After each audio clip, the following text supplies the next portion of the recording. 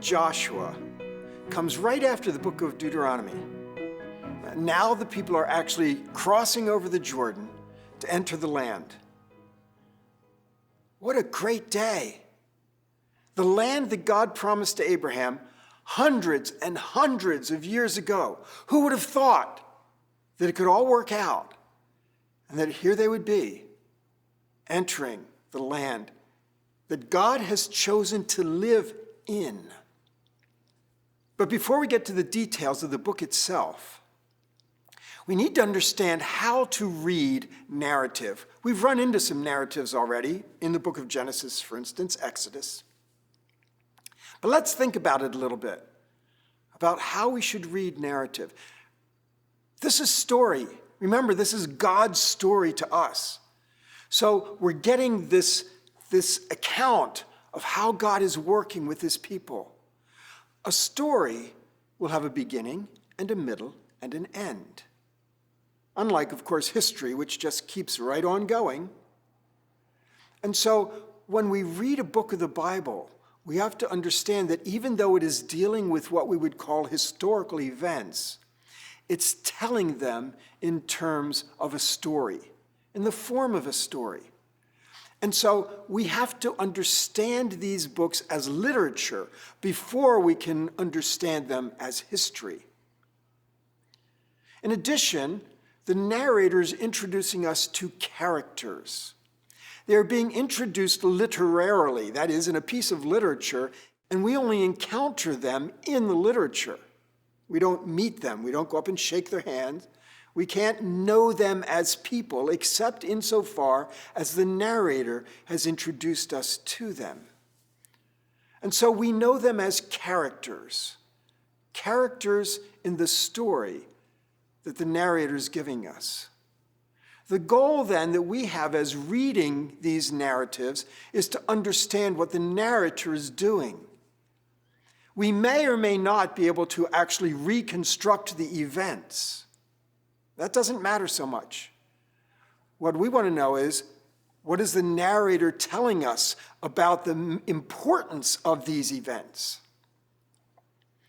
So the stories are here for telling us about how we should interpret God's work during this time through these people.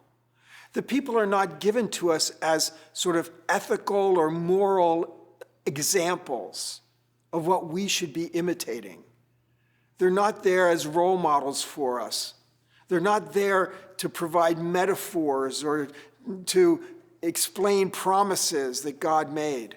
God might make a promise to Joshua, I am with you, be strong and courageous. That's not a promise he's making to us. This is all about how God is working out his plans and purposes through his chosen people to bring about his purposes. And sometimes people are faithful and sometimes they're not, but God's program moves forward. So there's a difference between the events and the representation of the event in literature. We believe the events happened, but we're interested in how the literature is portraying them. The event is not inspired. It's the interpretation of the event that is inspired. These narratives are selective. They concern the truths that the narrator wants to emphasize about the event. We could talk a lot about the setting of the book of Joshua, middle of the second millennium BC. We could talk about the archaeology and the geography. But our purpose in reading Scripture is to understand precisely what the narrator is telling us about these events, to show us what God is doing through his people. The events then themselves are secondary. So as we come into the book of Joshua, the purpose of the book of Joshua is God providing the land that he promised. And so it emphasizes how God kept his promises and has brought his people into the land. In chapter 2, we encounter Rahab in the city of Jericho, helping out the scouts. The story is an interesting one, but the story is secondary. What's most important is Rahab's speech, because when she gives her speech to the scouts, She speaks for all of her people. We know what your God has done. We know he is powerful.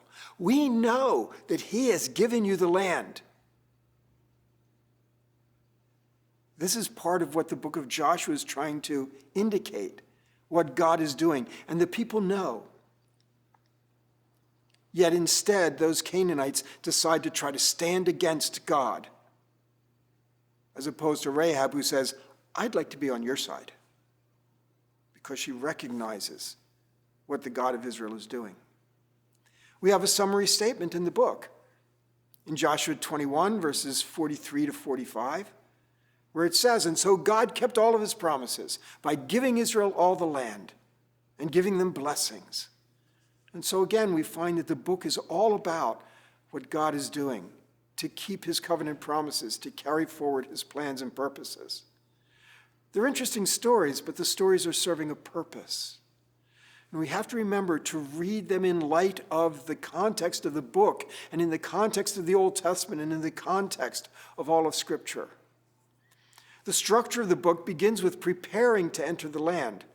We have them doing circumcision, performing Passover, all of these things which are putting them in their right covenant relationship with God so that they enter the land as his faithful, holy people.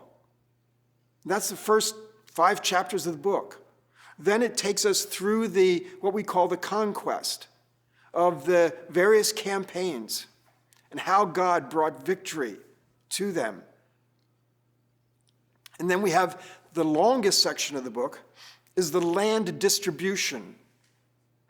Again, we read it and it's just boundary descriptions and we say, what in the world does this mean to me?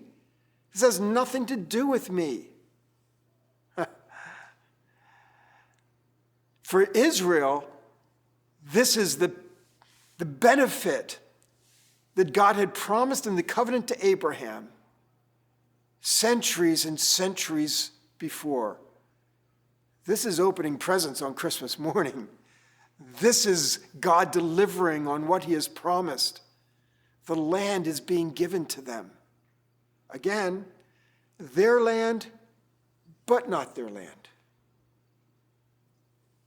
But God preparing to dwell among them. And so the book very logically ends with covenant renewal as they reassert their intention to be faithful to God. And we have Joshua's remarkable statement, very familiar, as for me and my house, we will serve the Lord. And all of Israel says that they will too. But Joshua immediately says, well, yeah, that's your great intentions, but you won't be able to do it. But yet God is working out his plans. And so we have Israel established in the land and God dwelling among them.